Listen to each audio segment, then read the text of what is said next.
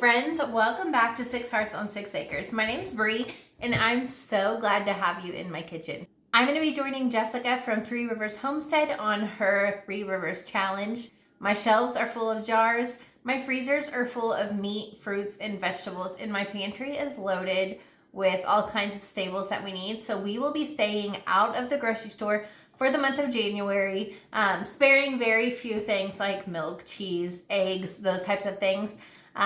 But overall, we are going to be cooking from our kitchen and from what we have here on hand at our home. I will be putting the recipes of everything that I make in the description below for you to be able to find easily, so you can make those at home as well. Now let's get to cooking. It is dinner time and I have this Zucchino Rampicante that is starting to go bad just at the tip. The rest of this is still firm and perfect to use, so I'm going to cut that off and we are going to make skillet dinner tonight. Ella is my sous chef for the night. She is going to start cutting up these sausages for me. These are spinach and feta chicken sausage. I think I got these from Aldi's. They've been hanging out in my fridge for a little while. But she is just going to chop them up into slices, and I'm going to get started on the Zucchino Rampicante. The great thing about this dinner is that there are no rules. So I make sheet pan skillets quite a bit. A lot of the time I make them when I need to clean out my fridge because they're a great way just to throw together vegetables and protein and have a really quick dinner. And to use up what you have so nothing goes to waste. Which is exactly what we're doing tonight with this Zucchino Rampicante. This is the only part of the zucchino that has seeds in it. And so I always save this. I cut it in half and I throw it out to my chickens and they absolutely love it. I'm just going to get all of these pieces peeled and then chopped up really small. Like always, you're going to want a scrap bowl nearby. You can save these for broth, but I'm going to throw them to my chickens. I'm trying to get them to start laying eggs again. They have stopped for the winter time. I got a few new ones that have laying for me, but the majority of them are not laying right now, and I do not want to pay store prices for eggs. As I get my vegetables chopped, I like to just throw them all into a bowl so I can get them oiled and seasoned all at once. I feel like they coat a lot better that way. If you don't want to dirty another dish, you can also just do this straight into the pan. But like I said, I feel like it's worth the dish to do it this way because it just gets them really evenly coated. Ella finished chopping her sausage, so I'm going to just throw that right in there as well. Also going to go in here with a bag of just frozen bell peppers that were from the garden this summer. They're still a little bit frozen, but they will thaw. That's all right. They still smell so good. All right, we are ready for Ella's next job, and that is going to be peeling some of these huge black tiger shrimp. So this is what you do. You just already split at the top, separate the shell from the shrimp. It's super easy, just like that. Burr. Cold. Here's that. Look. What is it? It's shrimp. While she is getting those shrimp peeled, I am just going to chop our onion up. I like my onion in really big slices for this, so I don't do a small dice. But if your kids don't like onions and you need to go smaller, that's totally fine as well. This is one of those meals that are really nice because you can super customize it to whatever you like.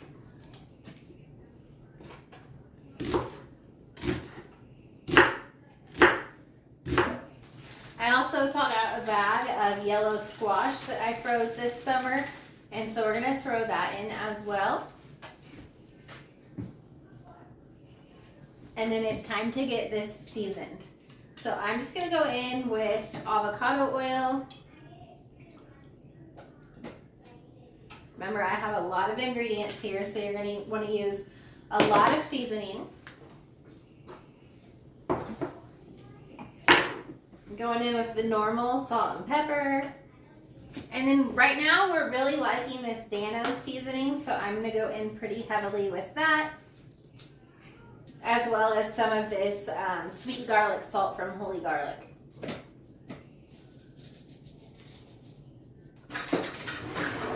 And then just get it all mixed up together well. Try and keep it in your bowl.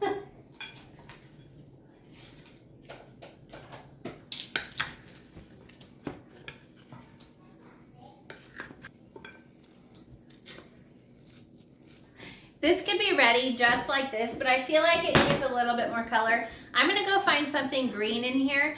I think that I still have some broccoli in the freezer, so I will be right back.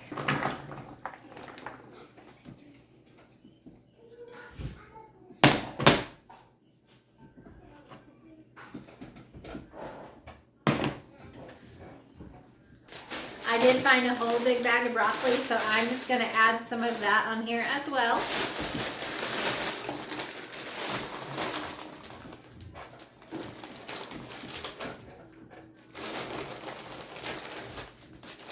And mix that broccoli in since I didn't get it seasoned.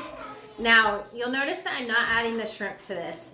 This Zucchino Rampicante takes a little while to cook and get soft because it's a really firm squash, kind of like butternut squash. And shrimp cooks really quickly. So I'm gonna let this all cook for about 30 minutes until it's getting slightly soft. And then I'm gonna add that shrimp on there for about, it's a fat shrimp, so probably about the last 10 to 15 minutes. And this is gonna bake at 425 degrees. I almost forgot my little secret touch. This is maple syrup, and you just want the smallest amount, but it adds just a hint of sweetness, which really balances out all the savory and the salty. Tastes so good on there. So this is ready for the oven.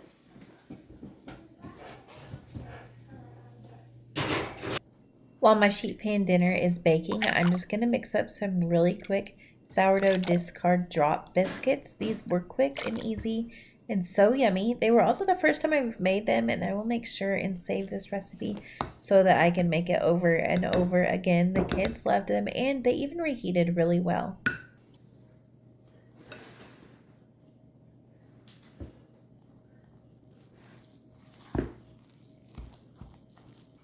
I used almost all of my sourdough starter. There is literally like barely scrapings in there, and that is okay. That tiny bit is enough to fill this jar again. You just need to give it a good feeding, so that's what we're gonna do next.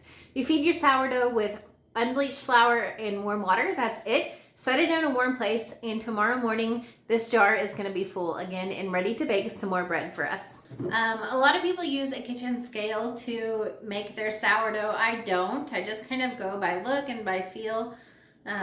I know that I want to give this a pretty good feeding because I don't hardly have any left, and I'd like to bake in the next day or so. And so I went in with, like, I don't know, a little over half a cup of unbleached flour, and then this is just warm water.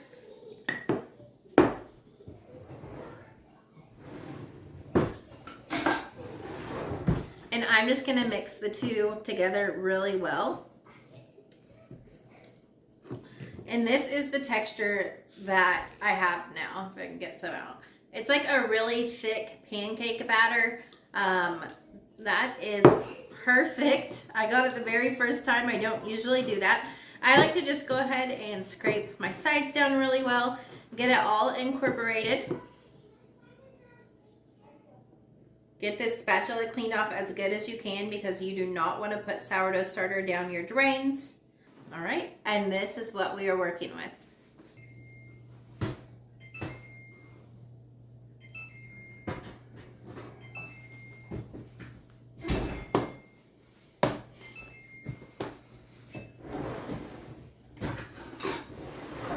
This looks and smells absolutely amazing. My Zucchino Rampicante is perfectly soft. So I'm just gonna give this a good stir, and then I'm gonna put that shrimp on top, and we will pop it back in the oven for another 15 minutes.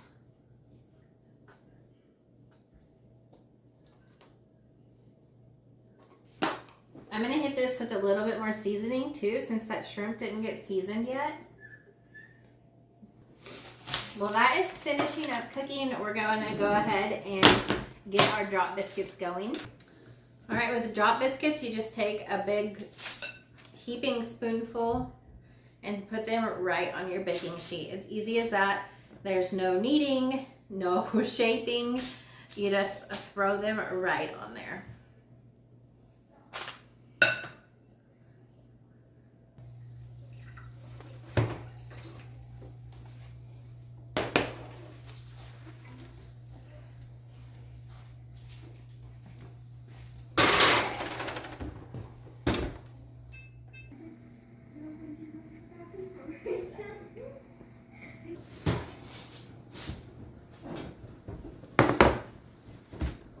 I'm just brushing these with some melted butter that has some of that Dano seasoning in there to just give them a really good flavor pop. They look so good.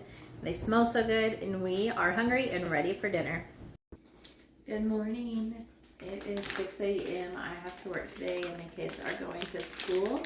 So I am just gonna throw a roast into my crock pot to have for dinner tonight.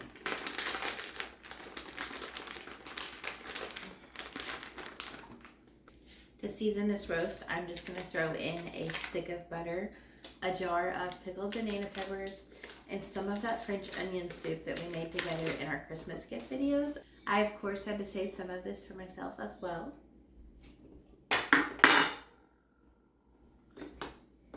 This is a half pint, and I'm going to use the whole thing, juice and all. And then I'm using about 3 tablespoons of this onion soup mix. I'm going to just peel a handful of carrots really quick to throw in there as well.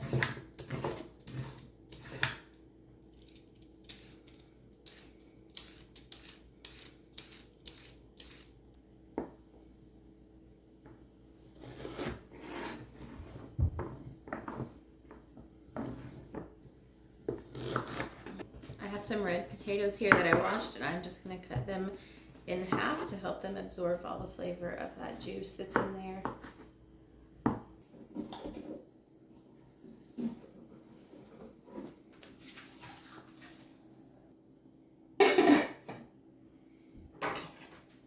My kids go back to school today from Christmas break for the first time. They were supposed to go back yesterday, but we had a snow day. So I wanted to make them just kind of a special little breakfast this morning to get them excited to go, because I have a feeling my youngest may have a little bit of a hard time going back. I don't know, we'll see. He did last year. It was terrible. So I'm hoping that this year is much easier. But I'm just gonna make them some chocolate chip muffins. They're one of their favorites, and they devoured those banana oatmeal muffins that I made just the other day. As much as I wish that I could be, I am definitely not a morning person. So getting up before school and making the kids a batch of fresh, hot chocolate chip muffins is definitely a treat for them. And they enjoyed it so much. And side note, after the fact, Isaac did great going back to school. He had no problems at all. So that made my day so much better and took away a lot of that mom worry that we all have.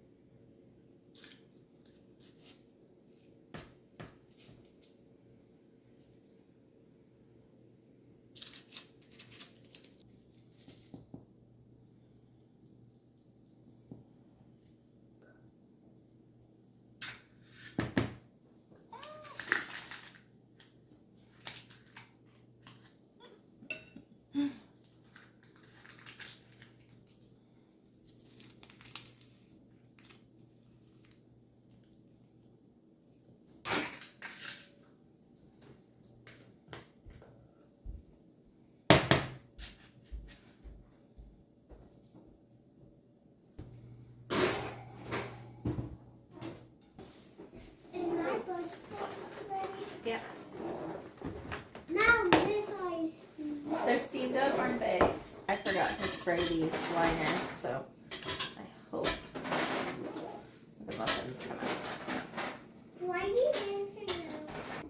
I didn't get a very good video, but this is the end of the night, and this roast dinner turned out perfect and so soft, tender, and delicious. My sourdough starter was active and bubbly and ready to make a loaf of crusty bread, so I went ahead and started that process. It does take a little while to get done, but it is super simple and hands-off and makes the very best loaf of bread. I do 100 grams of starter, 350 grams of warm water, 500 grams of unbleached flour, 10 grams of salt, and that's it. It's super simple and super easy. I will make sure and link all of the directions in the description, but I also show you step by step how to make this bread in this video. You're going to see here in just a second when I start mixing it what a shaggy dough is. If you're in the sourdough world or are a beginner and start looking at recipes, you're going to probably hear that term, shaggy dough, quite a bit. And that is what this looks like right here. It's a dough that's very wet, very sticky. It doesn't come together. It is just really an unformed, messy ball of dough. And that's exactly what you're going for in the very beginning before you start your stretch and folds. I do 3 to 4 sets, really just depending on what I have going on, of stretch and folds. I do those every 15 minutes, and you're going to see me walk you through that process here in a minute as well. I cannot cook in a messy kitchen, though. It absolutely drives me crazy. So I got the few things going that I had to do because they took time, and then I got that kitchen cleaned up before I got started on dinner. That is what is left over from last night's roast. There's just a tiny bit of meat, some really good gelatin and broth and tallow in there, and one sad little carrot. So I just chopped all of that up, threw it back into my pot, and I'm going to turn this into a really nutritious, delicious beef and vegetable soup. This was a crock pot recipe, so I just got this going at the beginning of the day. Listen to these beautiful popping sounds from my jars. That sound is music to your ears. If you're a canner, it means that your food is well preserved and you did a great job getting them canned and they are safe and ready to eat.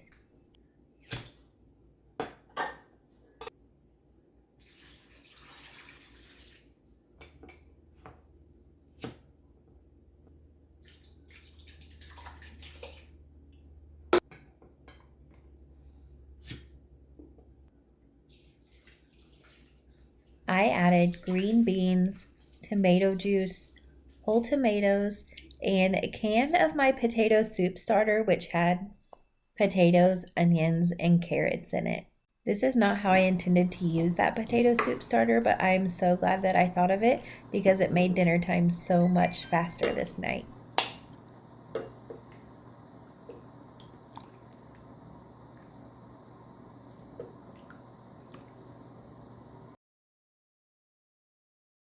My husband has a sweet tooth and requested something sweet for dessert tonight, and so I decided to pull out a recipe that I'd made before. These are pie bars. You saw my recipe card says blueberry. That's because that's how I made them last time.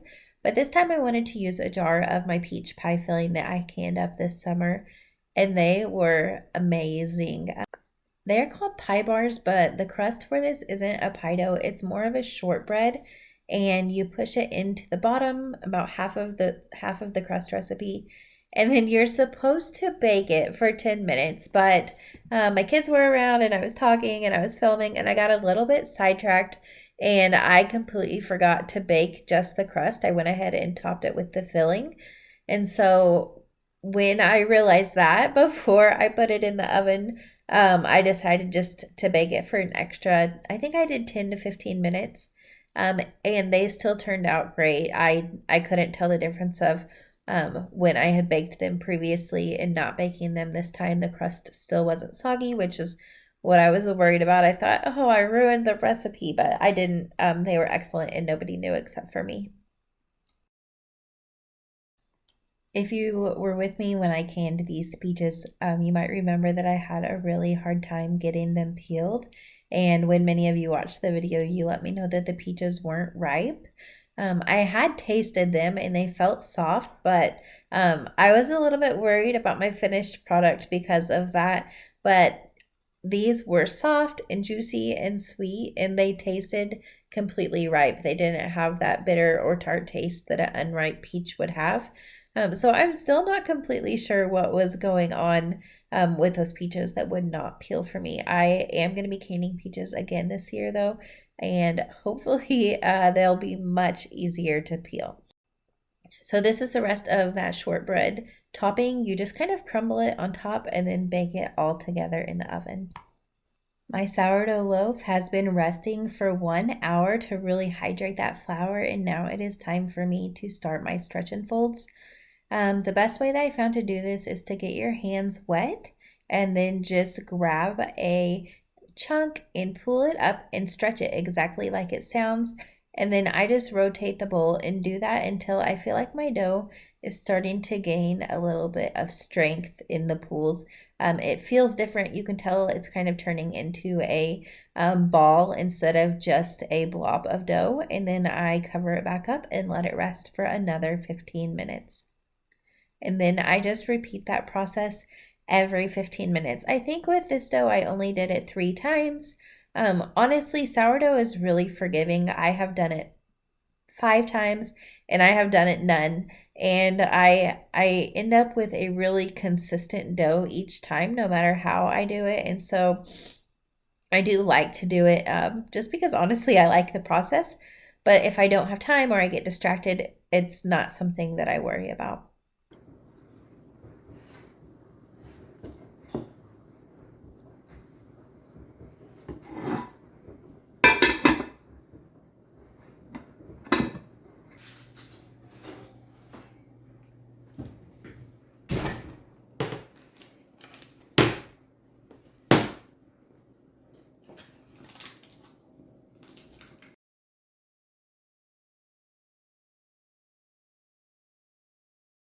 Here I am doing my last set of stretch and folds on this bread, and you can tell now that the dough has really came together. I can't stretch it near as far. It's holding together really well, and it's a thick ball now instead of just kind of gloopy. I don't know if that's a word, but instead of just a shaggy dough, it's really has a form and texture now, and this is exactly what you're going for. I leave my dough in this bowl and just let it ferment on the countertop from anywhere for 6 to 8 hours. Ella is showing you she just checked the chicken coop. We have not been getting eggs. We finally got one and it was frozen solid and cracked. It has been so cold. Like my pie bars have cooled off now, so I'm going to make a sweet cinnamon vanilla glaze to go over the top. This is really simple and quick. It's just powdered sugar, vanilla, cinnamon, and a tiny bit of heavy cream. Whisk that together, and then I'm just going to drizzle this over the top of those pie bars. We, of course, had to cut into them and have a little bit of a taste right away while they were still warm. And they were just as good with the peach as they were with the blueberry.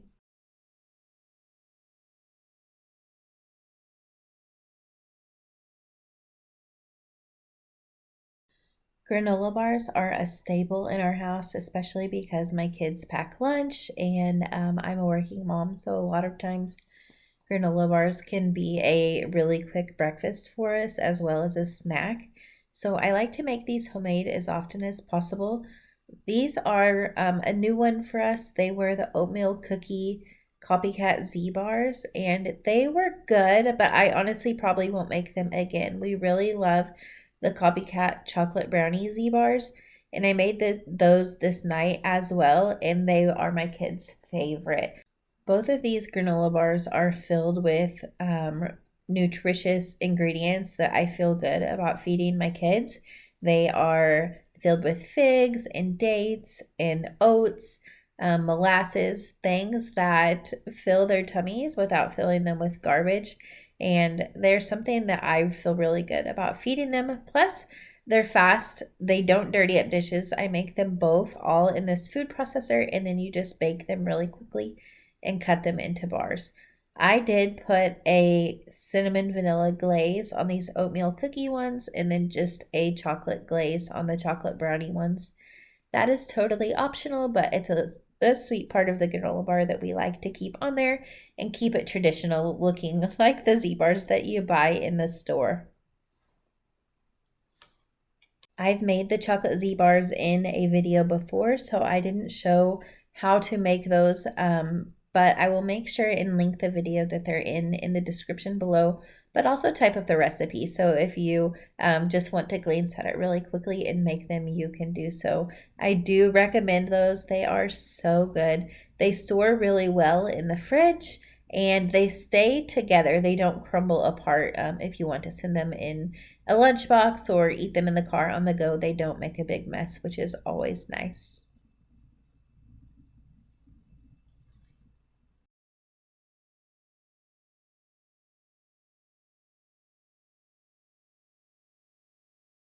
This is that quick cinnamon vanilla glaze. It's the exact same glaze, except a little bit thicker, that I put on the peach pie bars.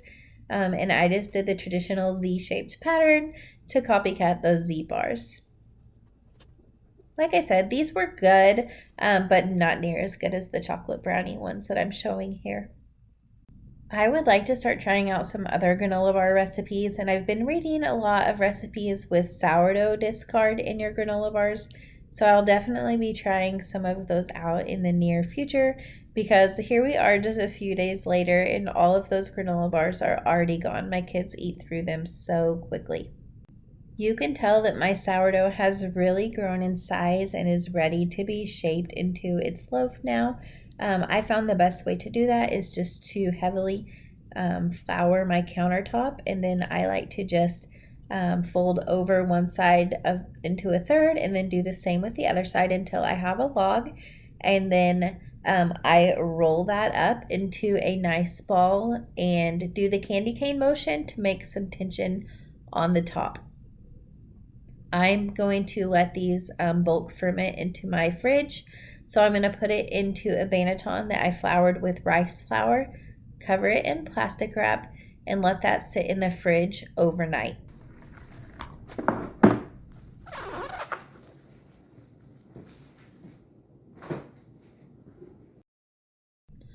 I have seen some people individually wrap their granola bars or even wrap them in parchment paper, but my kids and husband eat through these so quickly that I don't need to do that. I just put them in a container and throw them in the fridge.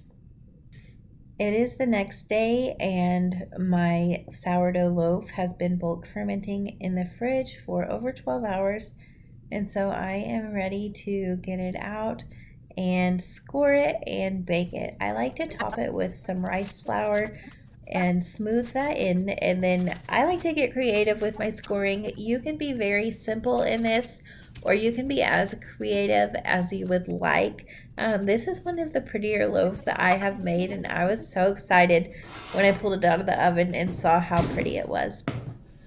You see me pulling out my Dutch oven.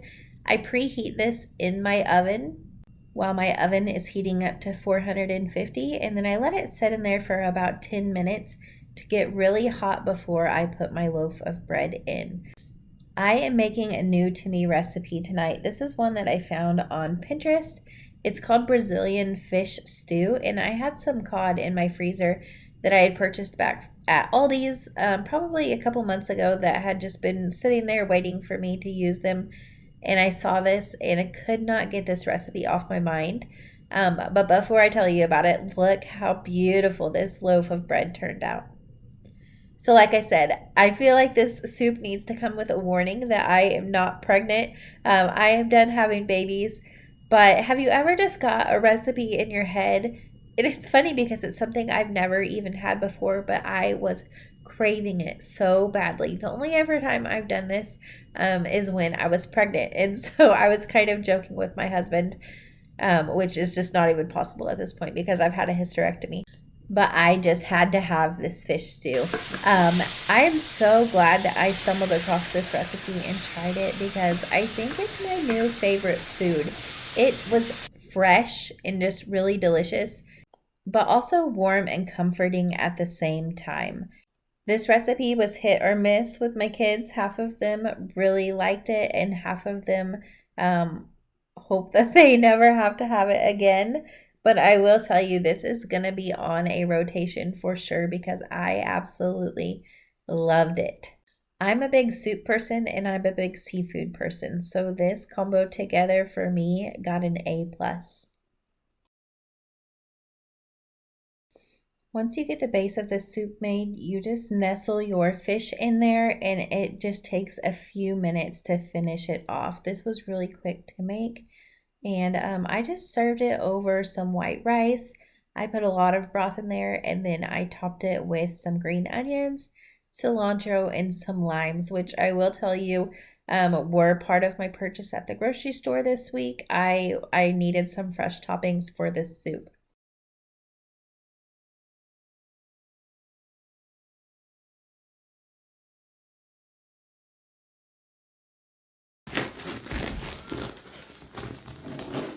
We dipped some of that crusty bread in the broth, and this dinner was just really incredible. And then we went to bed and got blessed with a ton of snow. You didn't go very far.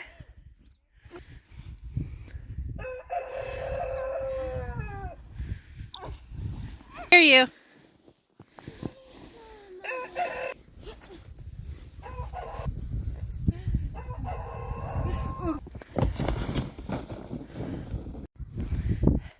When God blesses us with a huge snow, or huge for us, we got almost 7 inches. What do you do other than make some snow ice cream?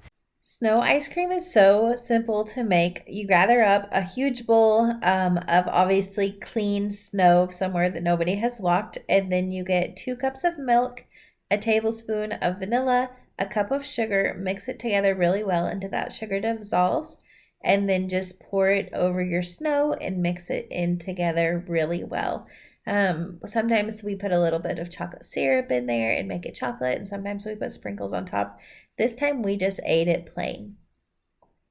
I forgot to video mixing up this waffle batter, but my husband works for MoDOT. He is a mechanic for their equipment. And so obviously with that huge amount of snow, he was working and wasn't with us for dinner. So I was not going to go to a whole lot of effort. And breakfast for dinner is always popular with my kids. So we just had some simple waffles for dinner. I like to top these with peanut butter, and I'm probably going to get a little bit of flack right here, but I don't like real maple syrup. I like the fake kind. It is very late now. My kids are already asleep, but my husband is still not home, and I just don't sleep well when he's not in the house. So I decided to whip together a batch of sourdough cinnamon rolls that we could enjoy in the morning. I'm still fairly new to sourdough. I've been doing it for a few months now, but this is my second batch of sourdough cinnamon rolls, and they're pretty easy to make, not any harder than yeast cinnamon rolls. The process is pretty similar, except these just take a lot longer to rise. So I'm doing this, I don't remember what time it is. It's probably like 11 o'clock right now. But I just get all of this mixed together, and then I'm going to let it rise overnight. I showed you that dough because it looks pretty different than a cinnamon roll dough if you're using yeast. It's a lot wetter, a lot stickier. But the recipe said that that is how it should be. And so I just cover them up at this point and let them sit overnight. You can do stretch and folds if you'd like to, but you don't have to. This is the next morning, bright and early. I got up and got these going so that hopefully I could get them risen before my kids woke up. But that wasn't the case. I feel like anytime I wake up early, my kids know that I'm up, and so they wake up as well. I just got these rolled out on the counter, topped them with butter, brown sugar, and cinnamon, sliced them into 12 rolls, and let them sit on the counter. Now, the recipe did say to let them rise for 2 to 3 hours, but because my family was already awake, I only gave them just a little over an hour to rise, and they still turned out perfect. Cinnamon rolls is something that I pretty much only make for special occasions, but a heavy snow around here is definitely a special occasion worthy of some homemade cinnamon rolls.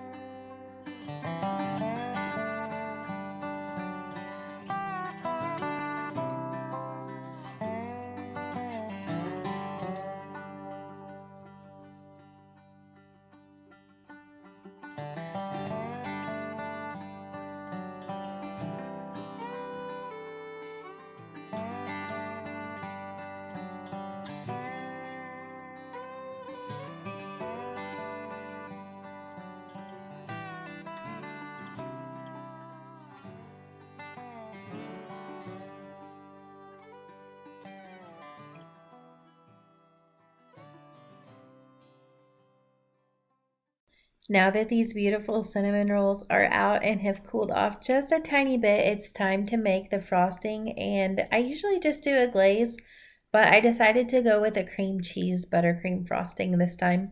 So I just have some softened butter and some softened cream cheese, and then I'm going to add to that some vanilla and some powdered sugar and just a tiny bit of heavy cream to thin it out before I top all of these rolls.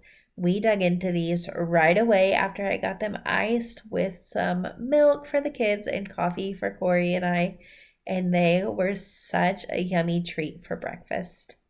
We, of course, had to take advantage of this beautiful snow that we got and spend another full day playing. So I'm just going to share with you one of my favorite videos for the day. Corey was pulling the kids behind the truck out in the field, and Isaac somehow got sucked into the middle of the tube and just completely run over. He luckily was totally not hurt and was just laughing, but it was hilarious. That is a farm kid for you. That day, we just had some leftover soup for lunch, and I made homemade sushi for dinner, which I chose not to video because I'd like to make a full video on that later. So this is Sunday after church, and I'm heating up 2 jars of stuffed bell pepper soup, which I am serving with some Domino's breadsticks. I planned to make my own, but ran out of time, so they kind of saved the day for us. It's a little bit cheating, but I'm not perfect. That's totally okay with us. This is the end of week 2. If you are still here, thank you so much for watching all the way through. And until I see you next time, may God bless.